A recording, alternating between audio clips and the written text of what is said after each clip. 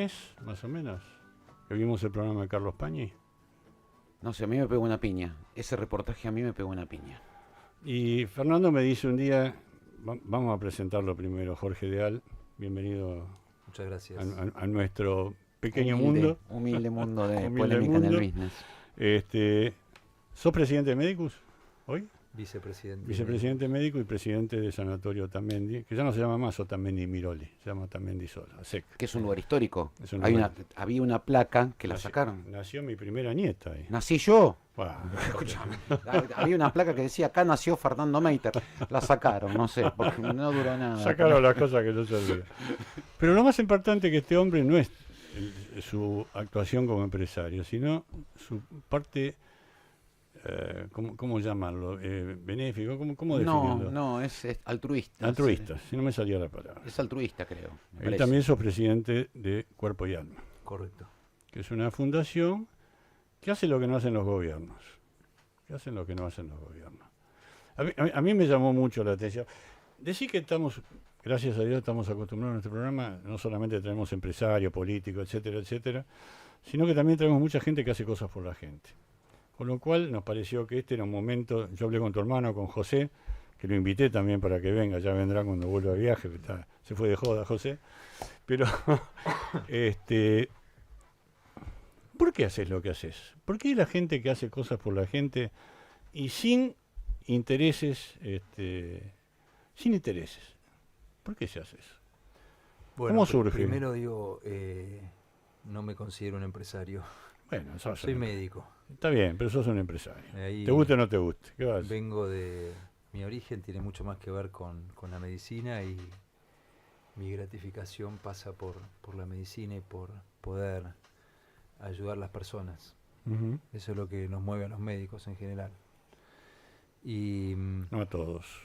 pero muchos, ¿eh? Muchos sí. Muchos. Tengo, gracias a Bueno, Dios, como en muchos todas las amigos profesiones, médicos. por supuesto que uno no puede generalizar, pero sí que por lo menos como vocación, como espíritu, como meta, uno cuando empieza la carrera tiene esto que es el contacto con las personas, la posibilidad de ayudar a la gente, de estar cerca, de conectar, y creo que tiene mucho que ver con eso. Y antes que empiece la nota vos mencionaste que lo habías conocido a mi padre y quizá todo empieza por ahí, porque mi papá era vendedor ambulante. Mi papá nació en un paraje rural, un paraje de 50, 100 habitantes, en el sur de la provincia de Entre Ríos, aldea Asunción. Su madre murió cuando tenía 5 años, era el séptimo hermano de 8, y vendía con una canastita por los caminos de tierra entrerrianos. Se dedicaba a vender peines, pañuelos y jabones.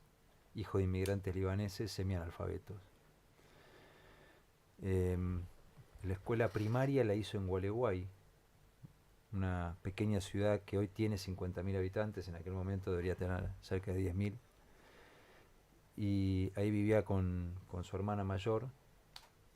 Y cuando estaba en primer grado, la maestra le escribió una notita que decía: si continúa así, será el orgullo de su familia y quizá de su patria. El secundario lo hizo en el Colegio Nacional Mariano Moreno, una escuela pública de calidad. Me too.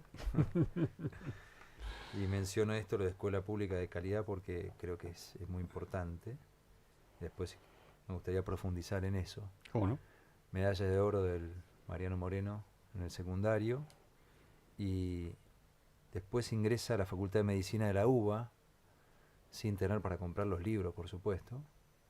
Estudiaba en la biblioteca, hacía de mozo, vendía corbatas, y en ese contexto fue medalla de oro de la Facultad de Medicina de la UBA. Entonces sí que me parece que la historia de él tiene mucho que ver con esto de cuerpo y alma, tiene mucho que ver con entender que no se logra nada bueno sin esfuerzo, y sí también tiene mucho que ver con el rol de cada uno de nosotros en la sociedad. Y la pregunta un poco es: ¿qué estamos dispuestos todos a dejar, no a llevarnos? ¿Qué está dispuesto cada uno a dejar por el bien común, por la sociedad que nos rodea, ¿no? Para los que tuvimos la oportunidad de recibir tanto, educación, salud, unos padres que nos contengan, que nos cuiden, que nos acompañen, tantas oportunidades. Entonces, ¿qué oportunidades le vamos a dejar a los que no tienen, ¿no? Y voy ahí un poco a una frase del Papa Francisco, de la encíclica Fratelli Tutti, año 2020, que dice: estamos llamados a cuidar a los más frágiles de la sociedad, tomando la parábola del buen samaritano del Evangelio de Lucas, ¿no? Entonces, yo diría que todo eso, que de alguna manera es mi contexto personal, mi bagaje histórico, y mi padre en ese contexto siempre intentó que nosotros tuviéramos plena conciencia de la realidad, que tuviéramos los pies sobre la tierra, de conectarnos con la pobreza y con los pobres. Una cosa es pobreza, otra cosa es la persona de carne y hueso con nombre y apellido, que la tenés enfrente.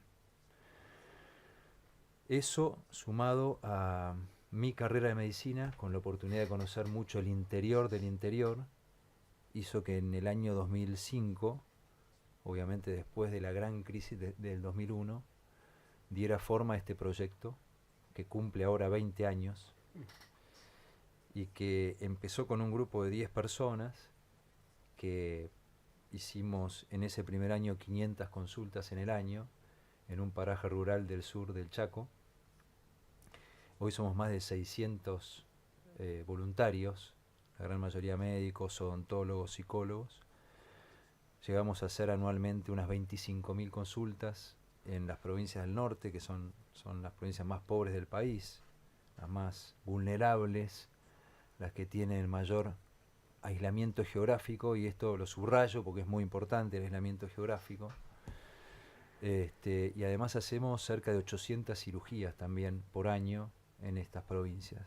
Así que muy, muy sintéticamente ese es un poco el origen y la actualidad de esta organización, que en un escenario de grandes dificultades, porque la problemática social que tiene nuestro país es realmente abrumadora, bueno, decidimos jugar el partido.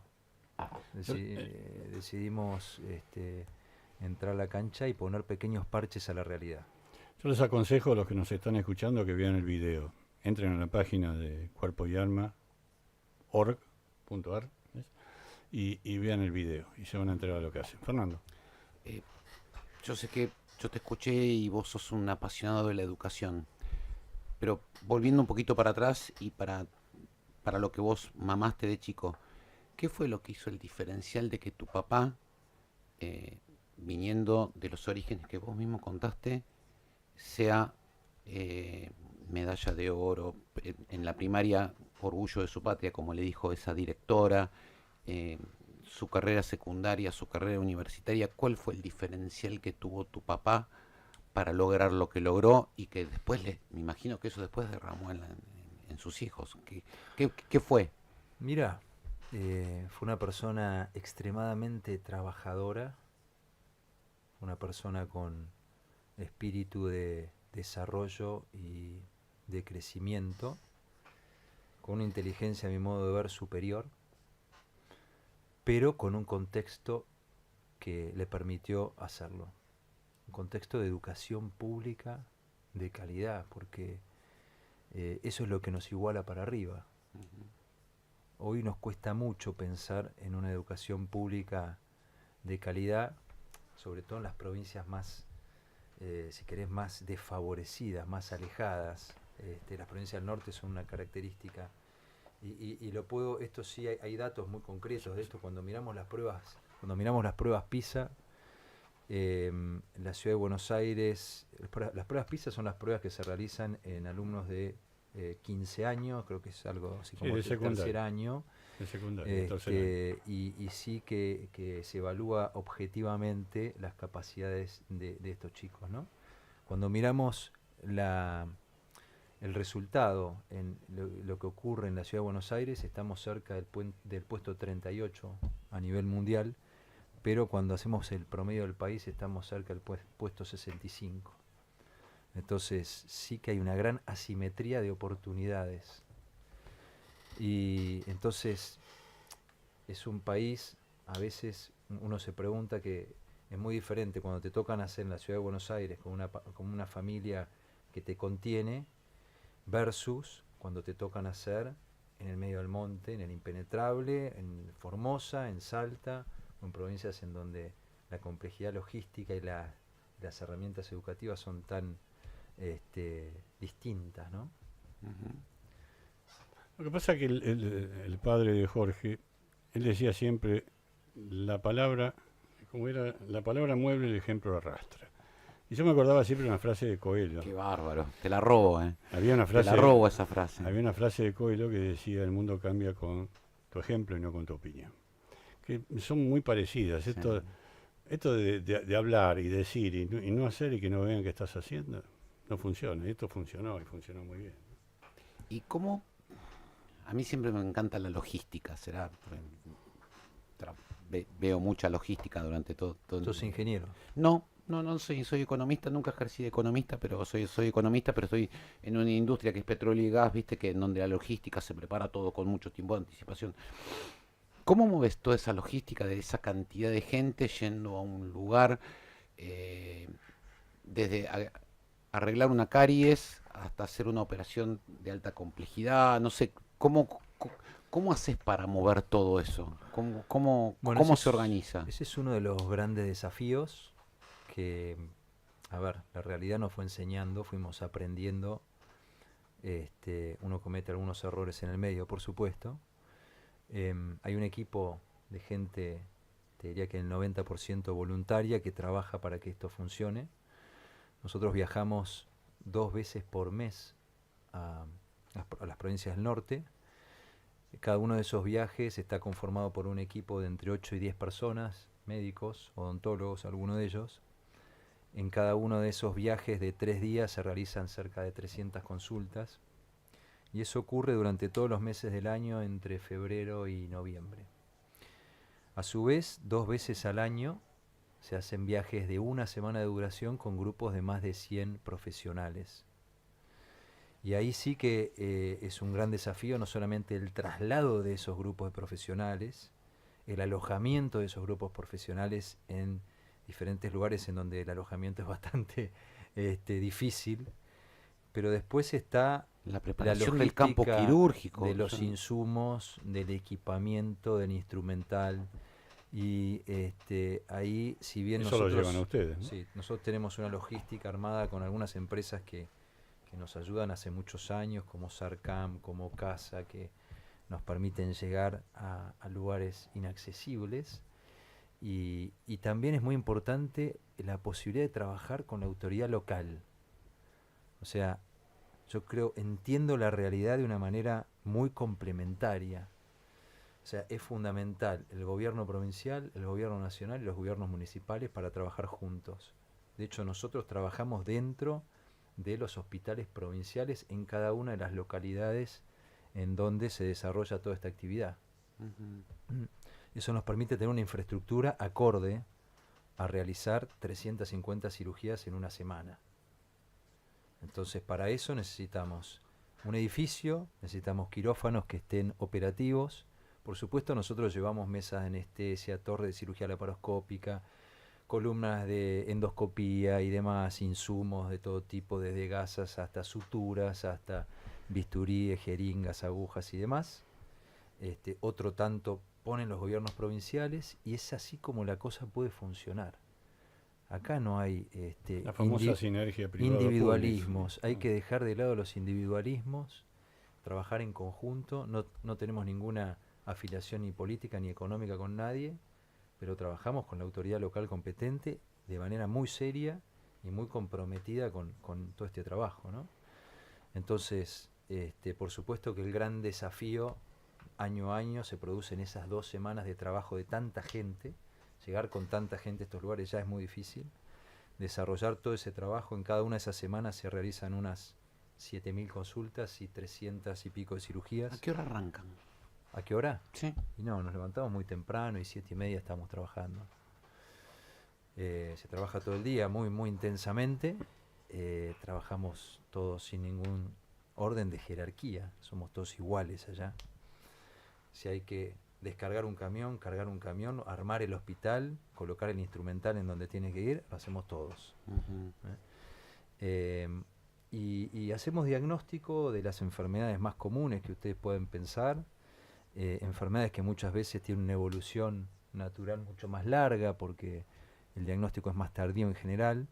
Le damos tratamiento, enfermedades agudas y crónicas, llevamos medicación, usamos también la medicación del ministerio, hacemos las cirugías que necesitan nuestros pacientes, hacemos cirugías de vesícula, hacemos cirugía de hernias, hacemos cirugía de rodilla, hacemos cirugía de cataratas, llevamos todo el equipamiento para la cirugía de cataratas, y ahí, por ejemplo, la Universidad Maimónides nos presta un FACO que es de primera línea. ¿Qué es un FACO? Un FACO es un equipo que sirve para realizar la cirugía de catarata y para remover el cristalino opacificado, ¿sí? Que es un medio que se encuentra en el ojo, transparente en condiciones normales y opaco en condiciones de patología como la catarata.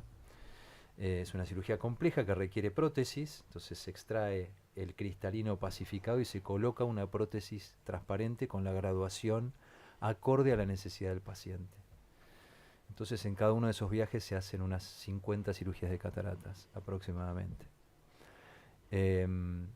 Y por supuesto que aparecen pacientes que requieren intervenciones de mayor complejidad que no se pueden realizar en ese momento y en ese lugar. Entonces con esos pacientes sí que tomamos una conducta que es la de su seguimiento y su derivación a través de los medios públicos a la capital provincial, y si eso por algún motivo no ocurre o no se puede realizar en los tiempos que requiere la patología, los pacientes vienen a Buenos Aires, se atienden en Buenos Aires en una red muy grande de hospitales y sanatorios privados. Jorge, contame, ¿cómo se sostiene económicamente esto?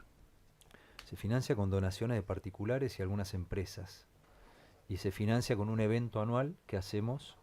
En este caso va a ser el 1 de septiembre, y yo diría que básicamente ese evento es el que financia un año de trabajo de la organización. Por eso es tan importante para nosotros. Bien. En este año va a estar Abel Pintos tocando. Me encanta Abel Pintos. Manda invitaciones que las vamos a distribuir por acá.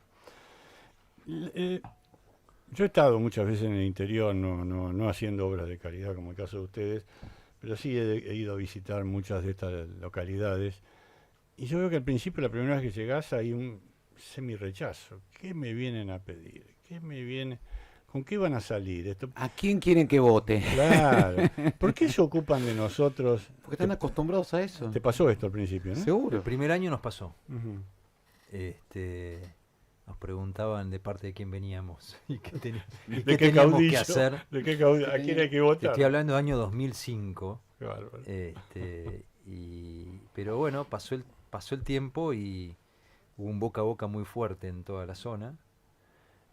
Ahora no pasa más. Y ni siquiera nosotros hacemos ningún tipo de promoción para que vengan los pacientes. Cuando nosotros llegamos a cada uno de estos lugares. ¿Siempre es el mismo lugar? ¿O? No, tenemos 4 áreas geográficas, 2 en Chaco y 2 en Santiago del Estero, en donde trabajamos intensamente, y tratamos de acompañar a cada una de esas regiones geográficas en donde empezamos el trabajo hace tantos años, con presencia, te diría que permanente, con viajes muy, muy frecuentes y con personal y con equipos locales trabajando.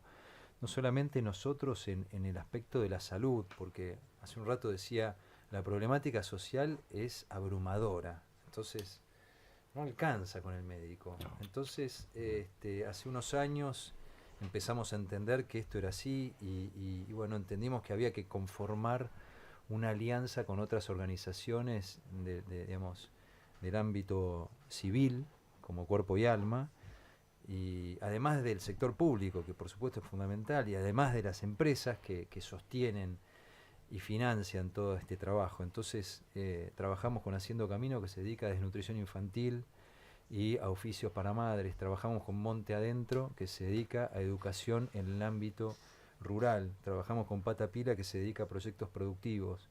trabajamos con Aéreo, que se dedica a la logística aérea para hacer esos viajes que recién contaba que se hacen 2 veces por mes. Hay aviones pequeños que nos llevan desde Buenos Aires hasta el medio del monte, de un valor tremendo. Y así como otras organizaciones, Fundación Por Ti, Chata Solidaria, que también nos ayuda en la logística local. Es lo que decíamos antes de una red de sinergias que colaboran por las personas que no tienen oportunidades, ¿no?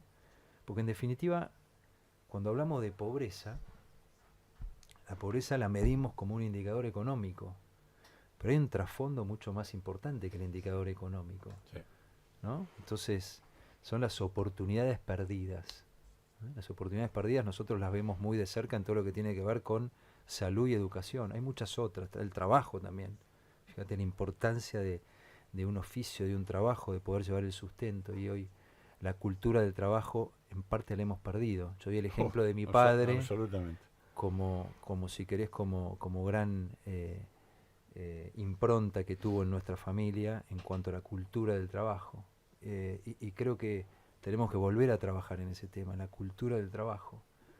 Hoy hay generaciones que no han visto trabajar a sus padres, No. entonces eso es un problema estructural. Y hay otras generaciones que creo yo, siempre lo digo, Fernando es testigo, que después de la pandemia nos hizo mucho más vagos. Me da la sensación de que mucha gente, sobre todo los más jóvenes, ¿no?, adoptaron un estilo de vida donde el trabajo no es un tema primordial, cosa que nos enseñaron nuestros viejos, porque yo también tuve un viejo que me rompió la paciencia para tratar de ser la clase de tipo que soy hoy. Cambiando de tema. Nosotros entrevistamos a amiga de la casa, Mica Urdines, que es la periodista. Estaba acordando Nación. de ella. Sí. Sí. Estuvo hace poco, estuvo hace 2 o 3 semanas. Y yo quedé choqueado con el tema de lo que se ve, de lo que vive esta gente, de no comer durante 2 o 3 días para que los chicos coman. Pero sí me llamó la atención, y se lo dije a ella, que esta gente quiere que los chicos vayan al colegio. Para eso el tema de la educación es muy importante. Es que es el diferencial, Willy. Es diferencial. Es De el todos modos, diferencial. más allá de la clase de educación que puedan tener en esos parajes, pero todos hacen hincapié, chicos que capaz que hacían 14 kilómetros al lomo de un burro para ir al colegio. Cuando vos sabés que acá muchos de tus hijos, tus nietos, en mi caso, hoy no voy, llueve, mañana va a llover, no voy a ir al colegio. ¿Qué opinión te da eso? Bueno, Es un valor agregado importante. clave. Acá la discusión no es tanto la concurrencia escolar, porque hoy las escuelas funcionan como un lugar en donde los chicos muchas veces van a comer. Ujú. Y en estos lugares en donde se vive la pobreza, si querés, más estructural, es decir, la que está más lejos de salir, la que no cambia tanto con la macro. Después vamos a charlar de ese entonces, tema, la macro y la micro. Entonces hay que empezar también a mirar la calidad educativa. Y sí que hemos retrocedido muchísimo. Hoy hay un dato que para mí es importante. Solamente el 11% de los chicos que ingresan al primario terminan el secundario con los conocimientos adecuados de lengua y matemática. 11%. Ya hablamos de los resultados de las pruebas PISA. Y vemos el nivel también de los docentes que tenemos en este tipo de lugares, que a veces es la única salida laboral. Sí. Entonces se accede a la docencia como forma de sustento también. Sí. De manera que es una problemática que no se puede mirar solamente desde un ángulo. Creo que es mucho más amplio el problema. Hay que mirar el 360 de cada lugar, hay que mirar, tener una cosmovisión económica también de lo que pasa en el interior del interior, y entender que es una pobreza multidimensional, en donde por supuesto la educación y la salud, si querés, son los determinantes fundamentales del desarrollo de las personas, pero si no tiene trabajo el padre o la madre, nosotros vemos chicos que no van al colegio porque no tienen zapatos. Sí. Y o cierto. compran los zapatos o compran el remedio a veces, O la comida. o la comida. Entonces, no es tan sencillo. Y anécdota de digamos, autoridades locales vinculadas con personas que son de grupos aborígenes, ¿no? Nos dicen muchas veces, los aborígenes son personas muy fuertes porque toleran algunos días sin comer. Entonces, esto de no comer o comer salteado, parece una frase hecha, existe en nuestro país, no es Sí. verso. Yo me acuerdo siempre de Abel Albino, cuando él decía que el chico que no tiene una buena alimentación hasta los 2 años, después su desarrollo cerebral era. Y te das cuenta muchas veces la problemática que hay en esos lugares por el tema de la mala alimentación. Yo creo que nunca a los gobernantes les interesa ese tipo de cosas, menos los locales, ¿no? Y me parece que ahí está el kit de la cuestión. Yo creo que hoy, si no ayudamos lo que podemos ayudar, ¿quién lo va a hacer? Los gobernantes, olvídate. Yo tengo mi Ya forma, está, ya fue. tengo mi forma de pensar respecto a los políticos, les interesa un ratito mientras hay elecciones, después los demás que se vayan todas las miércoles. Pero me da la sensación de que si uno no hace este esfuerzo, vos que haces este esfuerzo, otros grupos sociales, el esfuerzo nuestro es tratar de llevarlo al público, al éter, no funciona, no sale esto. Y a nadie le interesa. Después vos fijate lo que está pasando también ya, si entras acá en la zona local donde vivimos nosotros, el tema de los jubilados, el tema de las demás cosas. Pero bueno, no me quiero ir por la... Fernando. Ustedes arrancaron en el año 2005, según Correcto. dijiste. ¿Y en la pandemia cómo hicieron? En el 2020 no pudimos viajar. Y eso fue un Estaban- retroceso terrible, Estaban ¿no? cerradas todas las provincias. Pero en el 2021 y 2022 pensamos una estrategia que es la de estos viajes pequeños que hacemos todos los meses. Ujú. Y además dijimos, bueno, vamos a hacer mucho más. Vamos a hacer no solamente estos viajes pequeños, sino además vamos a hacer los viajes grandes, además de los pequeños. Entonces, esa fue la forma de escalar nuestro trabajo, de darle muchísimo más volumen. Ujú. La pandemia nos ayudó a pensar una estrategia superadora, si querés. La exigencia, las dificultades, los obstáculos que te ponen a prueba en la vida, Ujú. nos empujaron a pensar una cosa distinta y superadora. ¿Cómo pegó la pandemia en esos lugares a los que ustedes van? ¿Pegó de la misma manera que pegó en las ciudades? ¿Pegó distinto? Nadie se tomó la molestia de mensurarlo de alguna manera. ¿Cómo? En el ámbito rural, si querés, fue menos violenta la pandemia. Ujú. Recordá que el contagio del COVID tiene mucho que ver con la interrelación, el contacto humano, y el ámbito más suburbano, rural, mejora las posibilidades de contagio, ¿no? Entonces, tuvo menos impacto, y la gente transitó la pandemia. El problema es lo que pasaba en el sector de la salud, no solamente con la gente que se enfermaba por COVID, sino la que tenía otras enfermedades que por supuesto no desaparecen por el COVID. Entonces hay que cuantificar bien cuánta gente la pasó mal también por otras enfermedades no COVID, ¿no? Los que tuvieron cáncer, los que tuvieron enfermedades respiratorias o cardiovasculares, que son las principales causas de muerte en el mundo occidental. Ujú. Vamos a hacer un cortecito. Hay un tema muy lindo Sí. que me lo hiciste conocer vos, lo vamos a poner mientras estamos en el ¿Pones? corte. Ok. Así Listo. ¡Wow! Este es el tema del documental, del video que tiene la fundación del año anterior, ¿no? El año pasado. De Cuerpo y Alma, que me encantó. Y dije, bueno, pongámoslo. Residentes se Sí, llama la banda que lo toca. Bueno, El de este año va a ser muy potente. bien. Bueno, no se están dando una primicia de polémica en el programa. Primicia. No que no viaja Milei, no que el dólar ¿A quién le subió. importa eso? ¿Eh? ¿A quién? Así que, bueno, vamos a hablar un poco de salud, ¿te parece? Después seguimos Muy con bien. la parte social. Yo me tengo que, teniendo el Obvio, lujo de tenerlo Jorge acá, no obvio. puedo hacerle preguntas de salud. El otro día, yo soy secretario de mi cámara en el área odontológica, y el otro día participé en una reunión de la Unión Argentina de Salud, yo participo siempre. Y el presidente comenta, después no voy a decir el nombre por una cuestión de... Comenta que hay una de las clínicas prestigiosas de la ciudad de Buenos Aires que tiene un problema muy serio con una demanda judicial por 300 millones de pesos por un juicio laboral. Y dijo que si esa demanda se llegaba a concretar, él cerraba la clínica. ¿Cómo está el caso hoy? No hablo del caso tuyo puntualmente, pero ¿qué opinas de esto? ¿Cuántas reformas hay que hacer en el área laboral, en el sistema Me parece que, y en el sistema de salud también, ¿no? que desde el punto de vista laboral es un problema que atraviesa todas las industrias, ¿no?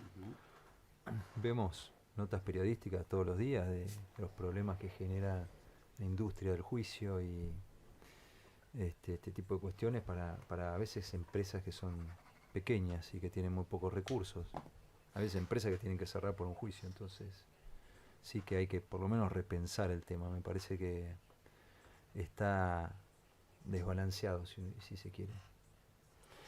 Y esto de alguna manera echa por tierra el esfuerzo, ya en algún momento se van a enterar de quién se trata, pero lo vamos a reportear, pero esto echa por tierra una labor de 40, 50, 60 años de laburo, 30 años de laburo, donde yo lo puedo decir como empresario, yo me he bancado muchos quilombos a lo largo de estos 40 años, pero siempre hay un motivo para... Uno es dador de trabajo, tiene que seguir haciéndolo. ¿Por qué los políticos no entienden esto? ¿Por qué los políticos...? Yo no pretendo, nunca tuve subsidio, nunca trabajé con el Estado, yo no quiero nada de eso. Ahora estoy hablando de mí. Pero muchachos, no me la hagan más difícil, no me compliquen la vida. No me jodan con cosas que no tienen ningún sentido. Ayúdame a ayudar. ¿Qué opinas? Yo creo que sí, trabajar en Argentina históricamente tiene este tipo de cuestiones, ¿no? Es complejo. En el sector de la salud en particular es, si se quiere, súper complejo. Es un sector que tiene muchos problemas de financiamiento, tanto a nivel de los financiadores, que son las empresas de medicina prepaga, como los prestadores, los médicos, las enfermeras. Es un sector que funciona en conjunto, no se lo puede mirar separado, uno lo tiene que mirar integralmente. Entonces la desfinanciación de uno golpea a todo el resto de los involucrados, ¿no? Entonces sí, también hay que saber que solamente hay 6 millones de personas en este ámbito de la medicina privada. El resto de los 40 y pico de millones están en otro ámbito de la atención o con otro tipo de cobertura. Pero todos los gobiernos se encargaron de mostrarlo como el malo de la película. Sí. Claro, pero un poco lo que conversábamos antes, a mí me preocupa muchísimo los otros 40 y pico de millones, ¿no? Y creo que la discusión tiene que estar puesta en esos 40 y pico de millones, que son la gran mayoría de los argentinos. Entonces, ¿cómo le damos cierta cobertura a ese grupo de personas que son, si querés, las más vulnerables, ¿no? Es cierto. Entonces yo creo que nos falta discusión en ese aspecto, nos falta trabajo, nos falta pensar estrategias diferentes que puedan cambiar la realidad.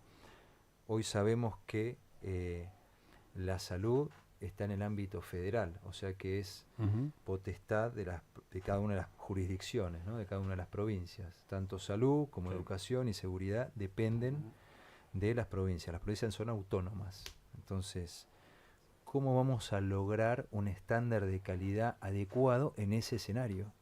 Yo creo que esa es la pregunta. Es muy difícil. Porque si no, una jurisdicción termina subsidiando a la otra.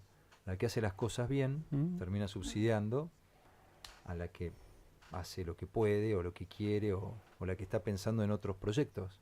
Lo que ha pensado con los países vecinos incluso. Tal cual. Sin Entonces, me parece que esa es la pregunta. ¿Cómo hacemos para que en el contexto actual, en donde las jurisdicciones son autónomas, haya salud y educación de calidad? ¿Cómo generamos ese ámbito?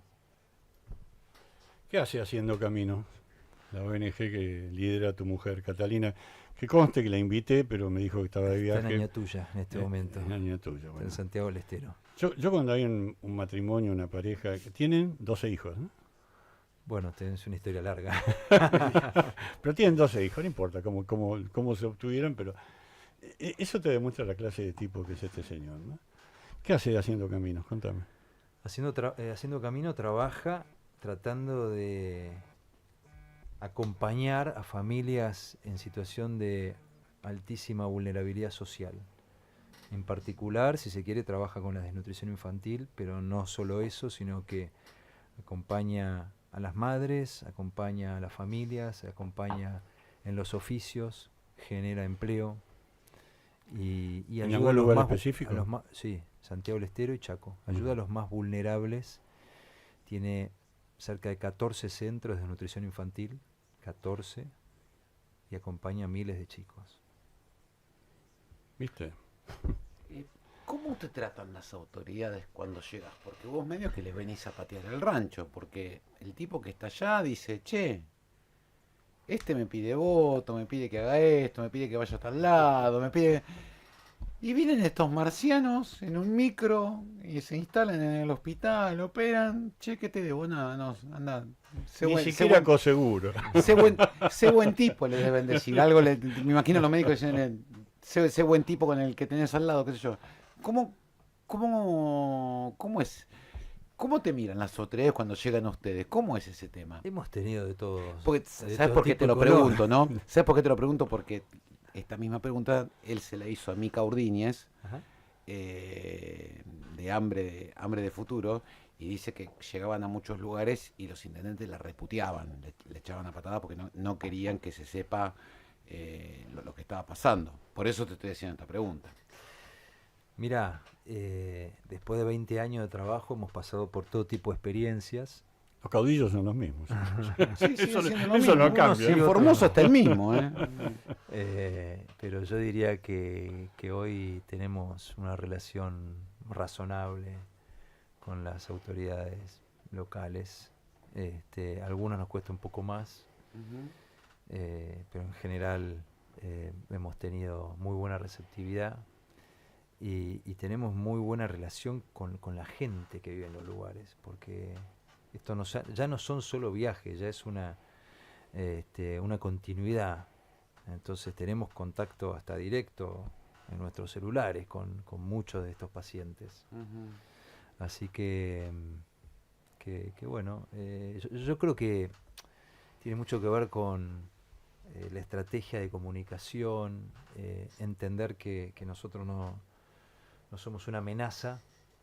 Todo lo contrario. Claro, pero Todo lo contrario. Sí, pero le Por resta favor. voto. Le resta voto. muchas veces Piensan la que le mirada restan puede ser esa. Sí. Entonces hay que bajar un poco las corazas, poder conversar de manera transparente, poder entender la posición de cada uno de los lugares, que a veces es lo que más cuesta, ponerse en el lugar del otro. Y bueno, estar dispuestos a trabajar en serio. Así que vamos bien. Se van formando, a esos lugares que ustedes van, se van formando como pequeños grupos que a la larga se suman a la Sí. organización, ¿no es cierto? O sea, se arma un clúster y ese clúster va creciendo y Sí. ya en algún momento es casi como medio autónomo, ¿no? O sea, Se forman grupos locales, se...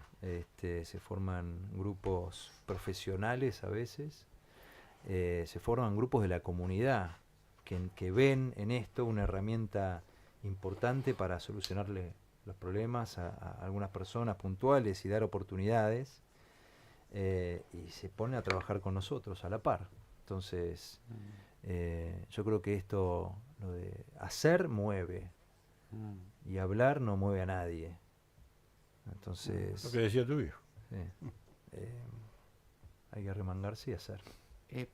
Te voy a hacer una pregunta que, no, si querés no contestármela, no me lo contestes. Pero ¿no te hinchaste las pelotas en algún momento y dijiste, es al pedo todo esto, basta, ya me cansé, estoy podrido, basta? ¿Te pasó en algún momento o siempre le metiste, estabas convencido de eso y pum, para adelante? Sí, pero no te lo voy a decir nunca. No, mira, la realidad es, como te decía antes, es abrumadora, te pasa por arriba. Sí. Y llevamos 20 años, yo llevo 20 años siendo presidente de la organización. ¿Vos tenés cuántos años? 49. Bueno, pendejo. Al lado nuestro un pendejo. estando a cargo digamos, de todo esto que estoy contando. Y sí que, bueno, uno se va poniendo grande y no tiene la misma energía de antes. Pero sí te diría que no soy yo solo, por supuesto, hay una comisión directiva, hay un montón de gente que trabaja todos los días, ¿no? Pero sí que tenemos las mismas convicciones. Y aún, si querés, más profundas. Y nos preocupa cada vez más el destino del país y lo que pasa con la gente. Y nos preocupa cada vez más pensar en cómo escalar esto, cómo darle mayor envergadura, cómo llegar a más personas. Entonces, bueno, trabajando nosotros y tratando de trabajar cada vez más con las autoridades, creo que es el camino, ¿no? Nos queda muchísimo camino por recorrer. ¿Cuáles son los próximos pasos que tienen pensados? Bueno, yo creo que tenemos el gran desafío próximo, son los próximos 10 años. Yo sueño que para los próximos 10 años podamos estar cambiando no solamente realidades, sino también cambiando números. Porque está todo muy lindo, hacemos 25.000 consultas por año, 800 cirugías, hay más de 600 voluntarios, pero los números no cambian y los números son desalentadores. Entonces, la pregunta que tenemos que hacernos es cómo hacemos para cambiar los números. ¿Depende de vos eso? Depende de todos. Vos haces tu parte. ¿Cómo podemos colaborar todos para tener un país mejor? Para que los que no tienen oportunidades las tengan. Porque si decimos la responsabilidad es del otro. del burócrata de turno, estamos perdidos. Sí, olvidate. Yo creo que acá el milagro tiene que ver con entender eso. Con que depende de vos, de mí. Sí, es cierto. Cada uno juegue su partido. Flaco, salí del statu quo, dejá tu zona de confort y empezá a moverte. Porque nos tocó transitar esta etapa histórica de nuestro país. Es la única que nos va a tocar vivir. Sí, ¿La vamos a tratar de arreglar o vamos a sentarnos a criticar? Siempre criticar de la tribuna es lo más fácil. Sí, sin duda. Sí, que somos expertos, por otro lado, ¿no? Bueno, yo muchas veces le digo a los empleados de mi compañía, le digo, muchachos, ustedes están jugando a partido en la cancha, no están en la platea. Y esto también es parte del quehacer, porque nos pasa todo, a veces también uno se pone en la platea, cuando uno no es el jugador estrella, ni mucho menos, pero está dentro de la cancha. ¿Qué opinas de los médicos que se copiaron? Porque ya son médicos, eran médicos. Sí, son médicos. Son médicos. Claro. ¿Te gusta o no te gusta? Son médicos. Me da vergüenza, pero yo creo que la medicina como es una profesión extremadamente noble y la verdad que acortar camino no da buenos resultados. Como te decía antes, nada bueno se logra sin esfuerzo. No hay camino corto y menos en la medicina. Yo me lo imaginaba a estos tipos en una mesa de cirugía como Woody Allen leyendo cómo se hace la pisectomía, cómo se hace esto, cómo se hace lo otro, una cosa de loco.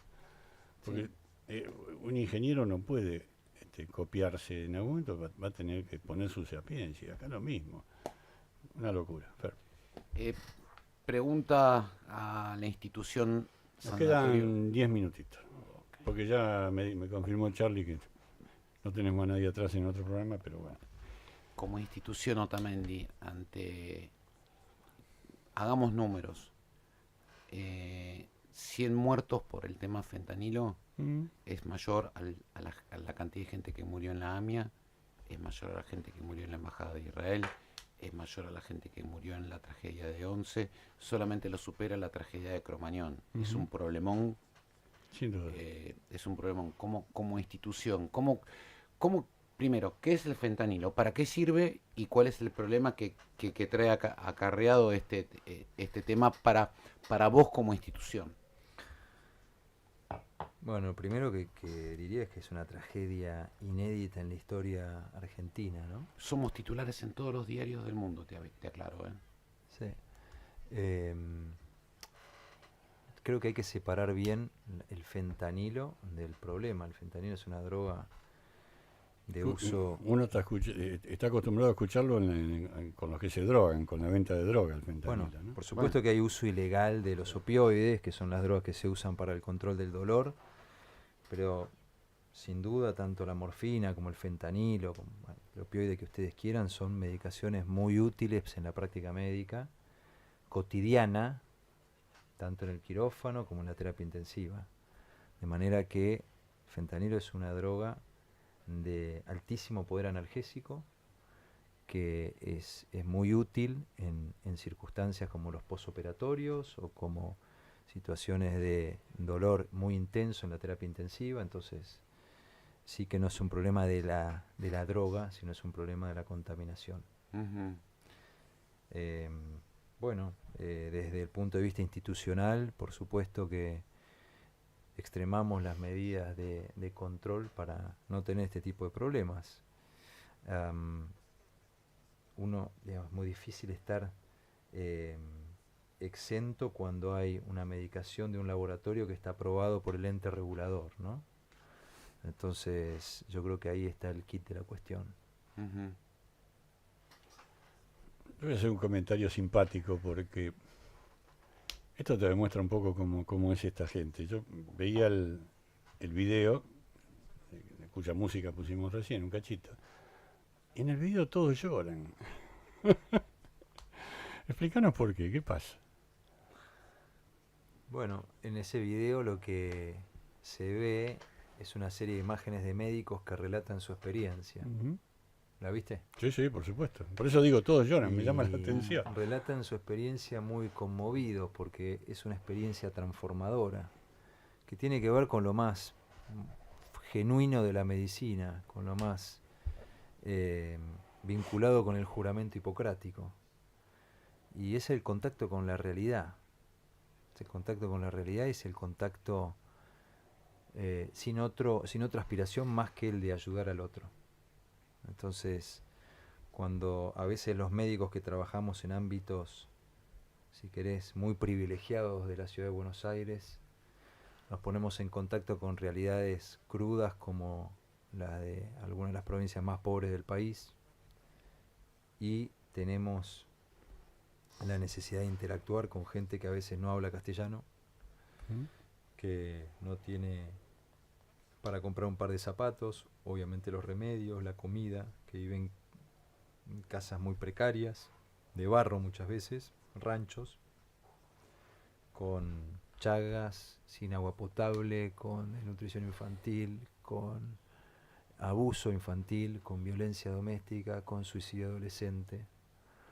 Creo que realmente te transforma, ¿no? Te transforma y te pone los pies sobre la tierra en serio y le da dimensión real a los problemas de cada uno.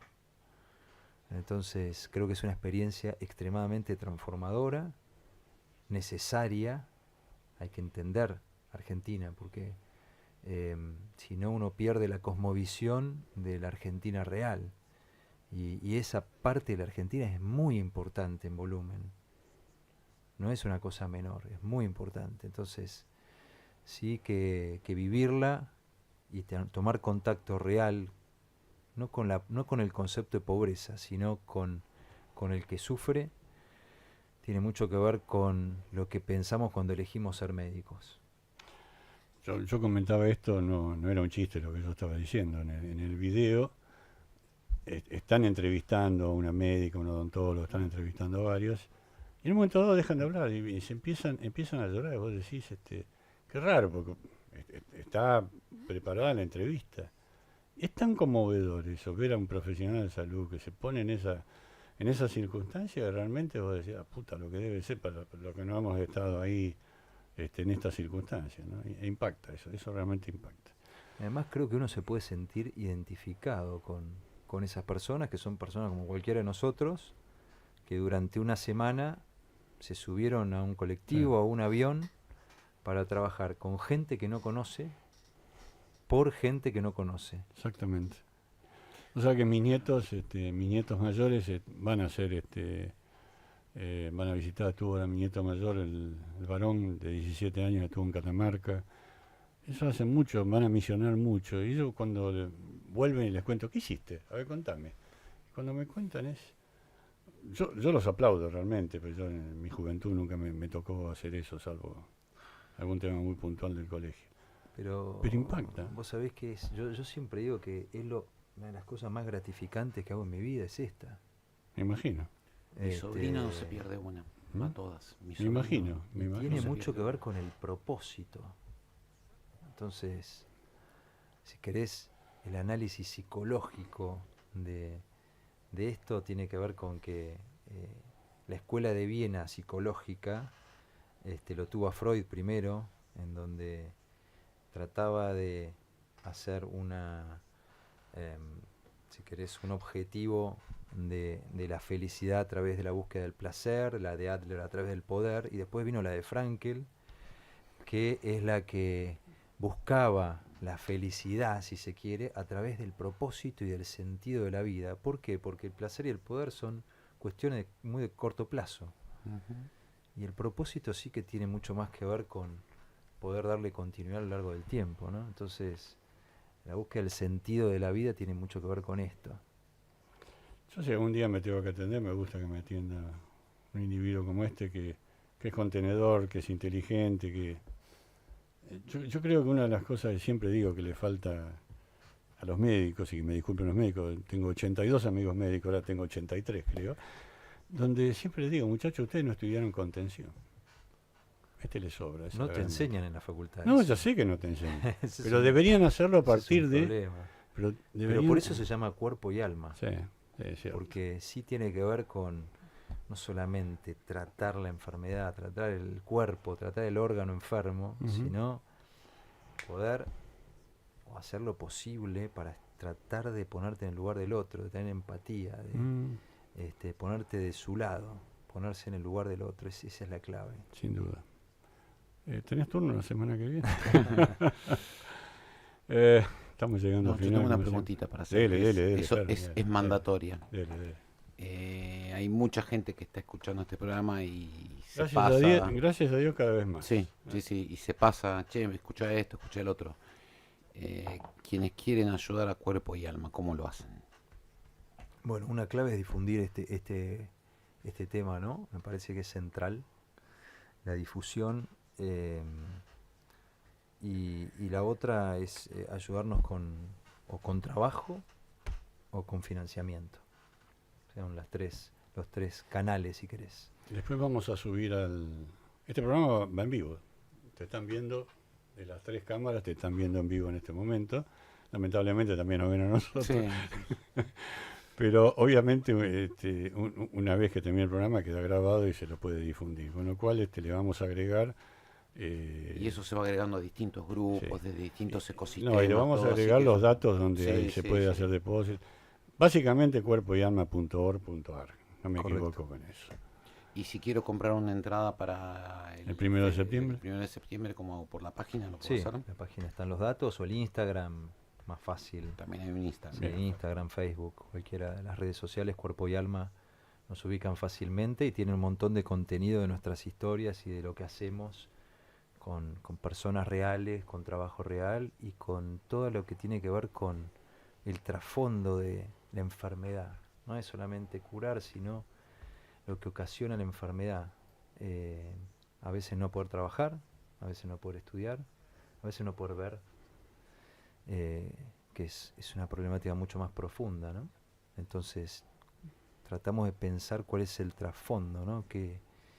Cuáles son las cosas que subyacen a la enfermedad. Cuanto más fácil sería este mundo si hubiera mucha gente como Jorge. ¿Está mal que le diga gracias? No, ¿por qué está mal? Yo se gracias totales, ¿en serio? Sí. Vuelvo a insistir. Nosotros... Alguien que te escucha y dice, bueno, hay tipos que valen la pena, no todo está perdido. Sí. ¿No? Sí, en lugar de pelearnos por la película de Francella, nos podríamos pelear por otras cosas. Yo creo que acá el mensaje hay que ser cuidadoso porque el ego nos puede engañar. Ujú. El ego es peligrosísimo. Entonces, tratamos de hacer el mejor trabajo posible con un gran esfuerzo, con limitaciones. Estamos muy lejos de lo que buscamos, muy lejos. Y sí que creo que el mensaje tiene que ver con una reflexión más profunda de un llamado a cada uno de los que escucha, a cada uno de los que nos ve, y que sí se pregunte en serio, ¿no? Sin verso, ¿cuántas cosas puedo hacer yo y que no estoy haciendo? ¿Cuánto puedo mover que no estoy moviendo? Me parece que ahí está, ese es el punto crítico de reflexión, porque al país lo construimos entre todos. Qué dos lindos hijos dejó el viejo, ¿no? Que lo parió. Por lo menos los que yo conocí, ¿no? Fer, se terminó el programa. Ya. Si bien no viene el que viene atrás nuestro, pero tenemos que entregar en tiempo y Tenemos que forma. entregar ¿Eh? dos apasionados de lo que hacen, nos tocó. Tres apasionados, tres apasionados de lo que hacen. Sí, entre Sara Lenor y Que José corrieron Nicolás. a todos así, Sí. correte, que yo voy para allá, no te pongas en el medio porque te paso por arriba y Es cierto. lo lograron. Jorge, gracias por estar ahí con nosotros. Gracias a ustedes. Ha sido un placer y un honor tenerte. Mil gracias. A ustedes. Ya difundiremos esta entrevista por todos los canales que tenemos. Sí. Que después los contará. Yo nunca me acuerdo cuáles son, soy un desastre, pero bueno. Ustedes vean, ¿no? Por Polémica en el Business en LinkedIn, Polémica en el Business, ok, en Instagram y @Polemic Business en Twitter o X, o como quieran decirlo. Charlie, son las 8 de la noche, gracias a nuestro operador que siempre está, excepto Los días de paro. los días para no viene. Agustina, nuestra productora que sabe, quiere y puede. Internacional. Y se rajó temprano por la tormenta. Internacional. Aldana, nuestra community manager, que nos está haciendo mejores. Nos está domesticando. Nos está A domesticando. los jurásicos. No es fácil. Y acá lo tengo enfrente a Fernando Meiter y este que les habla, Willy Muy Nervi. No estoy el lunes que viene, hacete cargo. Me voy a descansar unos días. Merecido. ¿Qué fue esto? Polémica en el business. Que lo parió. Gracias, Chau. chicos, gracias.